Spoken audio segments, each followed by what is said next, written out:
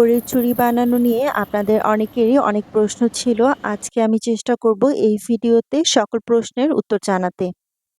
ছাড়া কাপড়ের চুড়ি তৈরি করার জন্য আপনাদের সাথে অল্প কিছু টিপসও শেয়ার করব। আশা করছি আজকের এই ভিডিওটা দেখে আপনারা উপকৃত হবেন। সকল প্রশ্ন জানতে এবং টিপসগুলো জানতে সম্পূর্ণ ভিডিওটা শেষ পর্যন্ত দেখবেন। আপনাদের সাথে হাতে বানানো কাপড়ের চুড়ির একটা ভিডিও শেয়ার করেছিলাম, সেটাতে আপনারা অনেকে রেসপন্স করেছেন, এই জন্য আপনাদেরকে অনেক ধন্যবাদ। তাছাড়া সেই ভিডিওতে আপনারা অনেক প্রশ্ন করেছিলেন, সেই প্রশ্নগুলোর উত্তর আজকে আমি এই ভিডিওতে শেয়ার করতে যাচ্ছি। তার আগে আপনাদের সাথে ছোট্ট একটা টিপস শেয়ার করছি, যারা একদম নতুন তাদের জন্য। আর যারা অলরেডি চুড়ি বানিয়ে ফেলেছেন তারা হয়তোবা এই ছোট্ট টিপসটা জানা আছে। চুড়ির জন্য যে কাপড়টা নিব সেটা লম্বাভাবে আমি কেটে নিয়েছি। তারপরে মাঝখান থেকে একটা ভাঁজ দিয়ে তারপরে এটা এভাবে পেঁচানো হচ্ছে। আর এইখানে আপনারা একটু খেয়াল করলেই দেখতে পারবেন, ভাঁজ করা যে অংশটা সেই অংশটাই কিন্তু আপনাদেরকে কাপড়ের চুড়িতে দেখা যাবে। আর এর পাশে যেই অংশটা আছে যেটাতে মূলত সুতা একটু একটু বের হয়ে থাকে সেটা কিন্তু আপনারা ভেতরের দিকে দিবেন। এভাবেই মূলত কাপড়ের চুড়িটা পেঁচাতে হয়। এই জিনিসটা অবশ্যই আপনারা মাথায় রাখবেন, তা না হলে এটা পারফেক্ট হবে না। আশা করছি আপনাদেরকে আমি বিষয়টা বোঝাতে পেরেছি।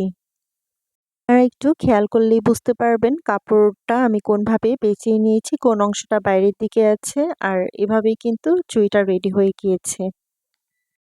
আপনাদেরই করা কিছু প্রশ্নের উত্তর আমি দিয়ে দিচ্ছি।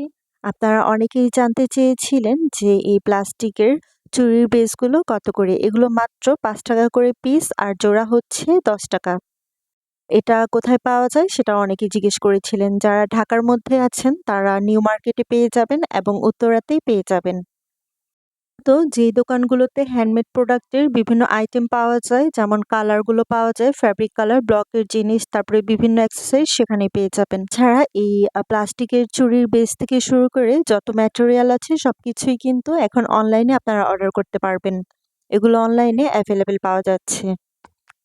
আরেকজন জানতে চেয়েছিলেন এই ঝুনঝুনিগুলো কিভাবে পারফেক্ট ভাবে সেট করতে হয়। আপনারা এখন দেখেন আমি কিভাবে সেট করছি, এটা আপনারা খেয়াল করলেই বুঝতে পারবেন। আসলে এটা মুখে বলে বোঝানোর মতো না, একটু খেয়াল করলেই কিন্তু বুঝতে পারবেন। অনেকেই এই ফ্যাব্রিক সম্পর্কে জানতে চেয়েছেন, প্লাস্টিকের চুড়িতে কোন কাপড়গুলো ব্যবহার করা হয়। আসলে এখানে আপনারা সুতি যেকোনো কাপড়ই ব্যবহার করতে পারবেন। সবসময় সুতি কাপড়গুলো দিয়েই করেছি। যেকোনো প্রিন্টের কাপড় আপনাদের এলাকায় যে পাওয়া যায়, ভয়েল কটন থেকে শুরু করে যত ধরনের কটন ফেব্রিক সবগুলোই কিন্তু আপনারা ব্যবহার করতে পারবেন। আমি যেটা এখন ব্যবহার করেছি এটাও কিন্তু একটা সুতি 3 পিস ছিল, সেটার সাথে ম্যাচিং করেই কিন্তু রেডি করা হচ্ছে। এই ফ্যাব্রিক নিয়ে এত টেনশনের কিছু নেই। আপনারা কিন্তু যেকোনো ধরনের ফ্যাব্রিক দিয়েই এই কাপড়ের চুড়িগুলো রেডি করতে পারবেন। অনেকেই জানতে চেয়েছিলেন যে এই গ্লুগুলো যদি এখানে লেগে যায় সেটা ওঠানোর উপায় কি? আসলে গ্লুটা একবার লেগে গেলে সেটা কিন্তু ওঠানো অনেক টাফ হয়ে যায়। তাই এটা যেন না লাগে সেইজন্য এই যে আপনারা দেখতেই পাচ্ছেন আমি এখানে যে মিররটা লাগাচ্ছি সেটার মধ্যেই কিন্তু B6000 যে গ্লুটা সেটা একটু একটু করে লাগিয়ে তারপরে চুড়িটা সেট করছি। যদিও এটা একটু বেশি সময় সাপেক্ষ হয়ে যায়, তবে এভাবে একটু সাবধানতা অবলম্বন করলে কিন্তু আর গ্লুটা চুড়ির সাথে লেগে যায় না। আসলে গ্লু লেগে এটা শুকিয়ে গেলে একটু দেখতে খুব একটা ভালো লাগে না। আপনারা কাপড়েও গ্লুটা লাগাতে পারেন, সেক্ষেত্রে একটু সাবধানভাবে লাগাবেন তাহলেই হয়ে যাবে।